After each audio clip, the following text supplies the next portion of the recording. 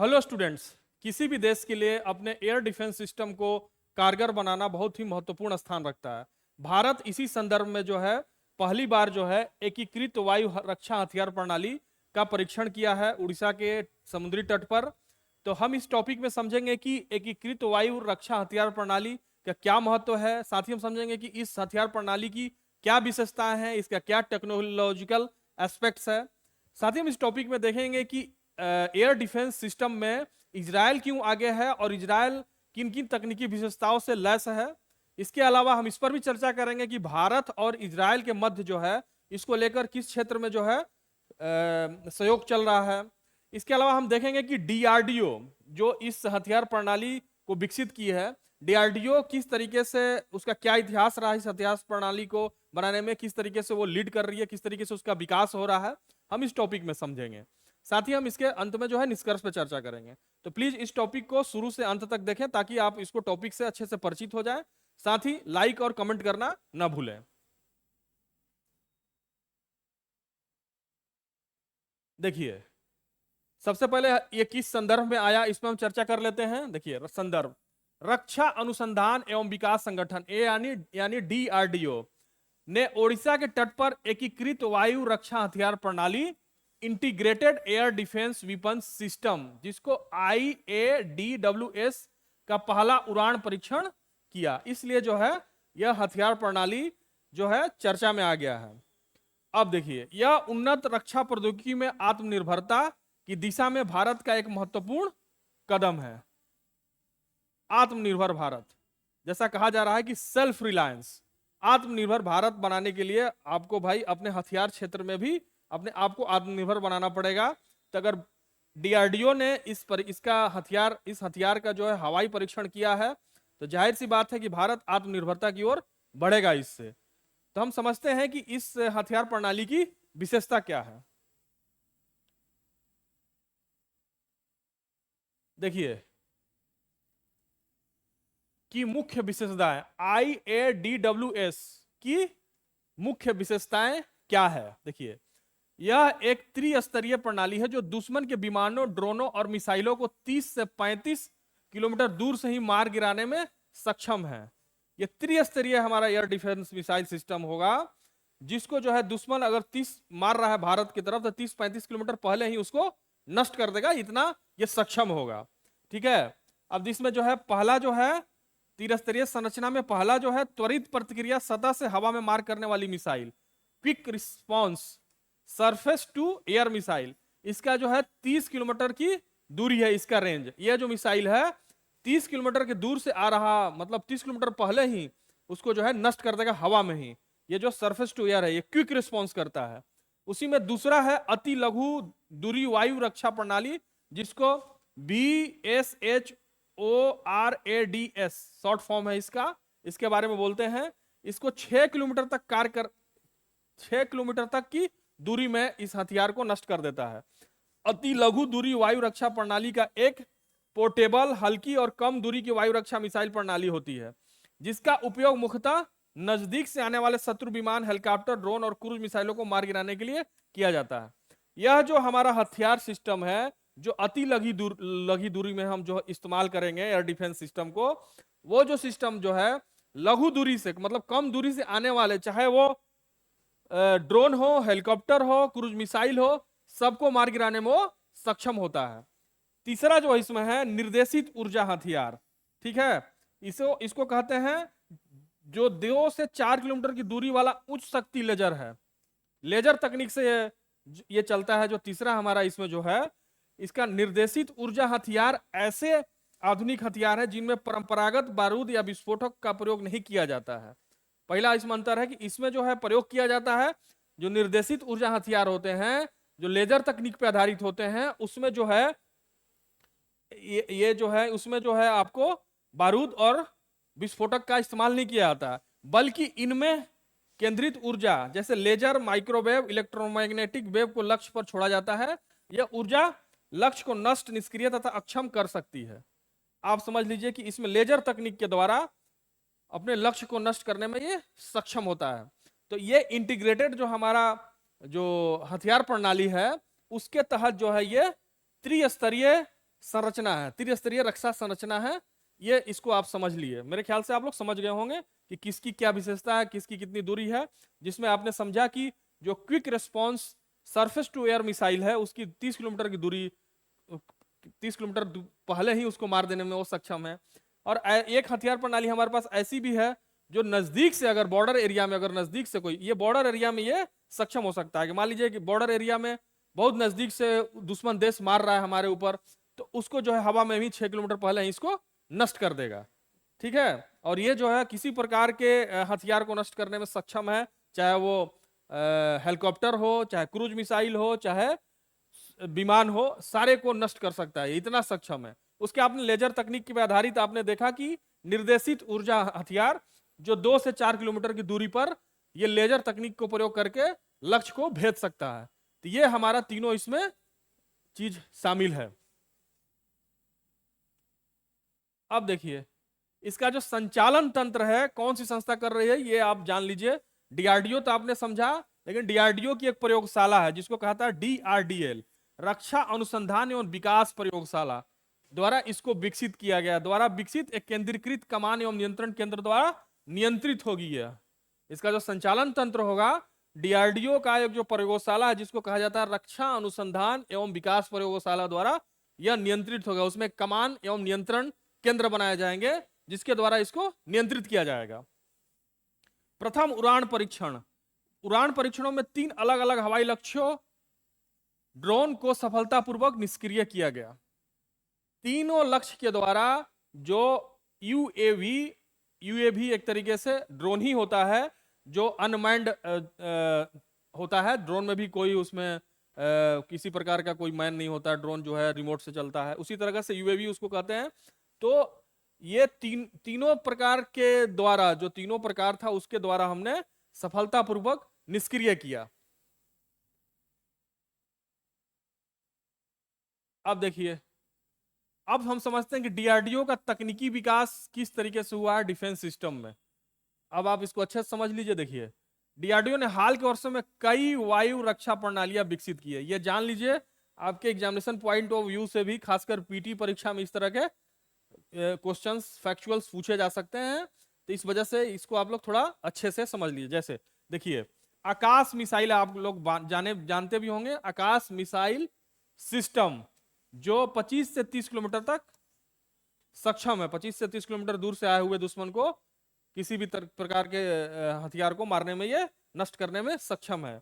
दूसरा जो है MRSAM बराक 8 इसको कहा जाता है, जिसको भारत इजराइल सहयोग के द्वारा विकसित किया गया है। ये 70 से 100 किलोमीटर इसका रेंज होता है बराक 8 को। अभी हम लोग आगे समझेंगे भी, जब इजराइल के बारे में चर्चा करेंगे कि इजराइल जो है, इजराइल का जो है वायु रक्षा प्रणाली यानी एयर डिफेंस सिस्टम जो है क्यों इतना जो है विकसित है, तो उसमें बराक 8 का भी आएगा, क्योंकि भारत और इजराइल के सहयोग से बराक 8 को विकसित किया गया है। ठीक है, very short range air defence system जो 5 से 6 किलोमीटर तक मार कर सकता है, ये बॉर्डर एरिया में ये कारगर हो सकता है, अभी हमने समझा भी था। ठीक है, BMD प्रोग्राम जिसमें पृथ्वी एयर डिफेंस और advance air defence interceptor ballistic missile रोधी है ये।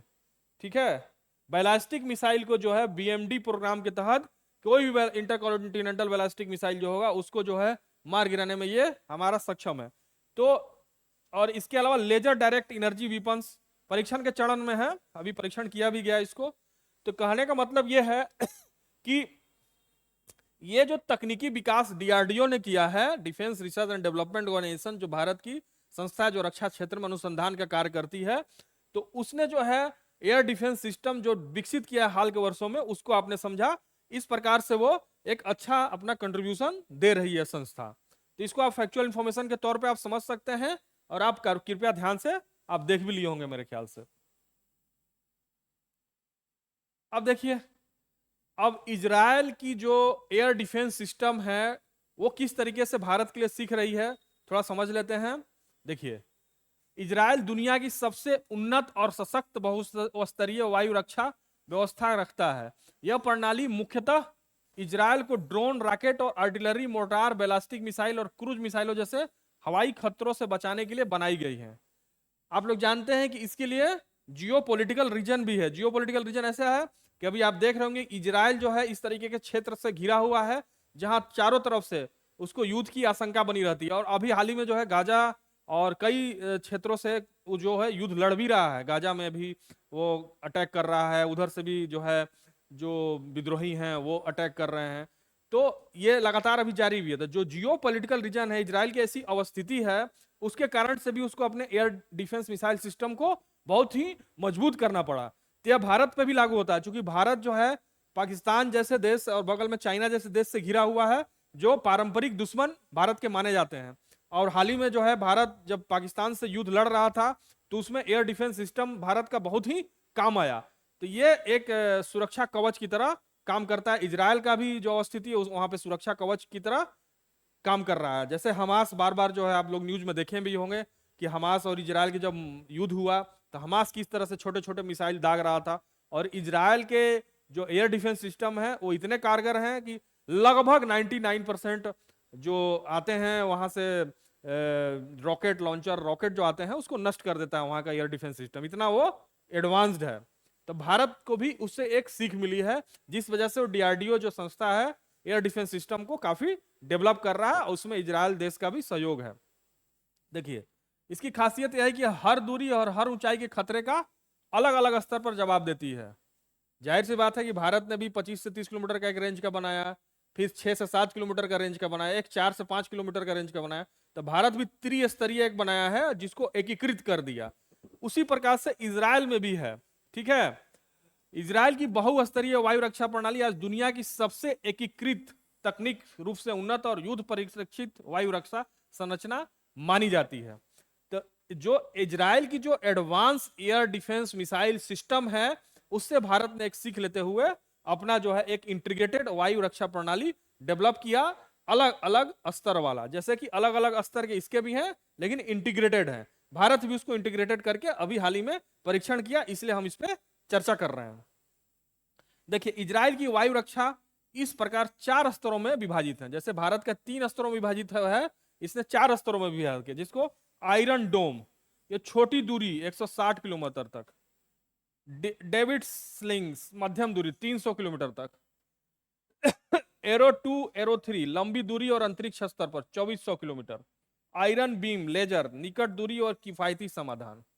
ये इसका फैक्चुअल जानकारी है, आप लोग इसको अच्छे तरीके से देख लीजिए कि वो 4 स्तरों में किस तरीके से विभाजित किया है कि अगर जो है 2400 किलोमीटर दूर से भी उसको कोई मारेगा मिसाइल तो उसको नष्ट करने के लिए एरो 2 और एरो 3 को डेवलप किया हुआ है। मतलब ये हुआ कि अगर इंटर कॉन्टिनेंटल मिसाइल भी उस पर बैलिस्टिक मिसाइल भी उस पर दागा जाएगा तो उसको नष्ट कर देगा।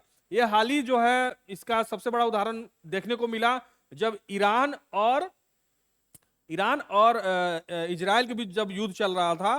तो ईरान इतनी दूरी से जो है, जो कि ईरान और इजराइल के बीच दूरी भी है, बीच में इराक पड़ता है, तो उस दूरी के होने के बाद भी जो वो बैलिस्टिक मिसाइल दाग रहा था तो उसको इतना सुरक्षा कवच उसका था इजराइल का मजबूत कि वो उसको जो है वो नष्ट कर दे रहा था।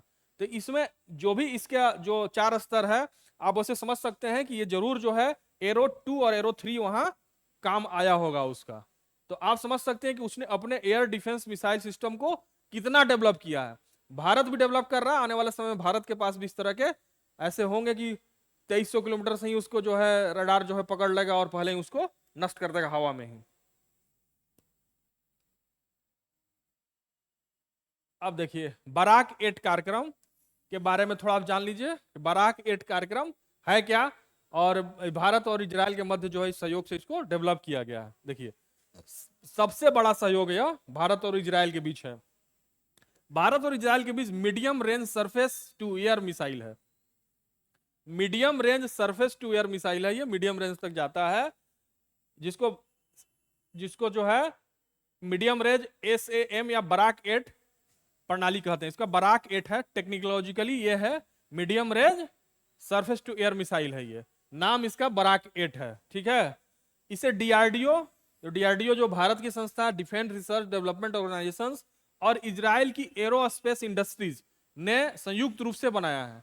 मतलब भारत की डीआरडीओ इसमें इन्वॉल्व है, साथ ही जो है इजराइल की जो है इजराइल एरोस्पेस इंडस्ट्रीज इसमें इन्वॉल्व है। दोनों के संयुक्त प्रयास से बराक 8 डेवलप हुआ है। इसको आप लोग जान लीजिए, ये एक बहुत ही काम आने वाला फैक्ट है। इसकी क्षमता क्या है, इसका रेंज क्या है, 70 से 100 किलोमीटर। अब आपसे मान लीजिए पीटी में क्वेश्चन पूछ दे कि बराक 8 जो एयर डिफेंस मिसाइल सिस्टम है उसका रेंज कितना है, तो 70 से 100 किलोमीटर है। और इसकी विशेषता क्या है, क्षमता क्या है, ये किस हवाई जहाज को भी मार गिरा सकता है, हेलीकॉप्टर को भी मार दे, एंटी शिप मिसाइल को भी, अनमैन्ड आर्म व्हीकल को भी, क्रूज मिसाइल को भी ये नष्ट कर सकता है। तो ये जो है इसका ये सारा का सारा स्वरूप है। इस सारे स्वरूप को आपने समझा और किसके सहयोग से ये इसको डेवलप किया गया इसको भी आपने समझा। ये बहुत ही जानकारी लायक फैक्चुअल इंफॉर्मेशन है, इसको आप लोग दिमाग में बैठा लीजिए, ठीक है। अब देखिए भारत के लिए IADWS का रणनीतिक महत्व क्या है। जो इंटीग्रेटेड वायु रक्षा हथियार प्रणाली है, एकीकृत वायु रक्षा हथियार प्रणाली है, उसका क्या महत्व है। अभी तक तो आप समझ रहे थे कि उसकी विशेषताएं क्या हैं, वो कितने रेंज तक मार सकती है, त्रिस्तरीय है, क्या है। फिर आपने समझा कि इजराइल से क्या सीख लेकर भारत और चीजें डेवलप कर सकता है, इजराइल की हथियार प्रणाली में कौन कौन सी चीज कारगर है जो वो अपने आप ने हथियार प्रणाली को इतना डेवलप किया है एयर डिफेंस सिस्टम को। तो आप समझिए कि इसका महत्व क्या। पहला, आत्मनिर्भरता। रक्षा क्षेत्र में आत्मनिर्भर भारत को आगे बढ़ाता है। भारत जो है अभी जो इसका परीक्षण किया है, इस तरीके से आत्मनिर्भरता की ओर वो बढ़ेगा। समन्वित अनुसंधान एवं विकास। युद्ध क्षेत्र तैयार प्रणालियों में कई प्रयोगशाला की विशेषता को एकीकृत करता है। जितने भी युद्ध क्षेत्र में तैयार करने के लिए प्रणाली होते हैं, साथ ही जितने भी लैब्स हैं, उन लैब्स को एकीकृत किया गया है इसके तहत, ठीक है। भू राजनीतिक लाभ। पाकिस्तान और चीन से संयुक्त खतरों को रोकने की भारत की क्षमता को बढ़ाता है। जैसा कि मैंने चर्चा किया कि जियो पॉलिटिकल ऐसा एक कारण होता है जिसकी वजह से अपने देश, किसी भी देश को अपने एयर मिसाइल सिस्टम को मजबूत करना होता है। जैसे कि भारत के केस में और इजराइल के केस में तो आपने देखा ही, भारत के केस में भी ये बात सही और सटीक साबित होती है, क्योंकि भारत भी जिस तरीके का जो जियो पॉलिटिकल रीजन है, एक तरफ पाकिस्तान है तो एक तरफ चाइना है, जिस वजह से अगर भारत अपने एयर डिफेंस मिसाइल सिस्टम को मजबूत करता है तो इससे भारत की क्षमता अनडाउटली बढ़ेगी। औद्योगिक विकास। सार्वजनिक निजी भागीदारी स्वदेशी रक्षा विनिर्माण को आगे बढ़ाता है, ठीक है। अब जिसमें मान लीजिए कि PPP पब्लिक पार्टनरशिप के द्वारा इसको बनाया जा रहा है, तो इसमें स्वदेशी रक्षा विनिर्माण क्षेत्र को जो है बढ़ावा मिलेगा। जाहिर सी बात है कि विनिर्माण क्षेत्र को बढ़ावा मिलेगा तो लोगों को रोजगार भी मिलेगा इसमें, और हमारे देश की अर्थव्यवस्था के लिए वो अच्छा होगा। और दूसरा जो सबसे बड़ा लाभ होगा कि हम आत्मनिर्भर भी बनेंगे डिफेंस के क्षेत्र में। भाई आप जानते हैं कि भारत जो है हथियारों का सबसे बड़ा एक तरीके से आयातक है। ये हम नहीं कह रहे, सिपरी रिपोर्ट के हिसाब से कहा जाता है, अब शायद दूसरे पे आ गया है। तो अगर दूसरा हथियार आयातक भी है तो ये बहुत बड़ी बात है। अगर हम आत्मनिर्भर होंगे इस क्षेत्र में तो बहुत सारा हमारा जो है डॉलर बचेगा, डॉलर बचेगा तो हम उसको दूसरे क्षेत्र में उसको निवेश के तौर पे या लाभ प्रदान करने के तौर पे हम उसको यूज कर सकते हैं। भविष्य की संभावना है। उन्नत वायु रक्षा प्रणालियों में अंतरराष्ट्रीय सहयोग की संभावना है। अब जैसे एयर डिफेंस मिसाइल सिस्टम जितना इसका एडवांस्ड होगा उतना जो है और भी देश जो है इससे अंतरराष्ट्रीय सहयोग करने के लिए तैयार होंगे, अंतरराष्ट्रीय सहयोग करने के लिए तत्पर होंगे। जैसा कि इजराइल के केस में देखा गया है कि उसके एयर डिफेंस सिस्टम मिसाइल इतना जो है स्ट्रांग है, इतना एडवांस्ड है कि तमाम देश जो है उससे अंतरराष्ट्रीय सहयोग करने के लिए तत्पर होते हैं। तो भारत भी अगर इसमें आगे बढ़ता है धीरे धीरे तो जाहिर सी बात है कि आगे बढ़ भी रहा है, तो अंतरराष्ट्रीय सहयोग होने की संभावना बनी रहेगी। तो अभी हम इस टॉपिक में देखें कि भारत जो है एकीकृत हवाई रक्षा प्रणाली जो विकसित किया, हवाई रक्षा हथियार प्रणाली जो विकसित किया है, उसका परीक्षण किया। परीक्षण करने के बाद जो हमने समझा कि इस हथियार प्रणाली का क्या विशेषता है, क्या क्या इसको विशेषताओं के बारे में हमने वर्णन किया। फिर हमने समझा कि इजराइल इस क्षेत्र में किस तरीके से एडवांस्ड है, उससे भारत को क्या सीख लेना चाहिए। फिर हमने समझा कि इसका क्या महत्व है। तो आज के साथ हम आज हम इस टॉपिक को वहीं समाप्त करते हैं। मिलते हैं आपसे नेक्स्ट टॉपिक में, बहुत ही रुचिकर कोई जानकारी लेकर आएंगे। बहुत ही रिसर्च करना पड़ता है, तो कृपया जो है आप इसको जो है थोड़ा ध्यान से देखें, ध्यान से समझें और लाइक और कमेंट करना ना भूलें। Thank you so much.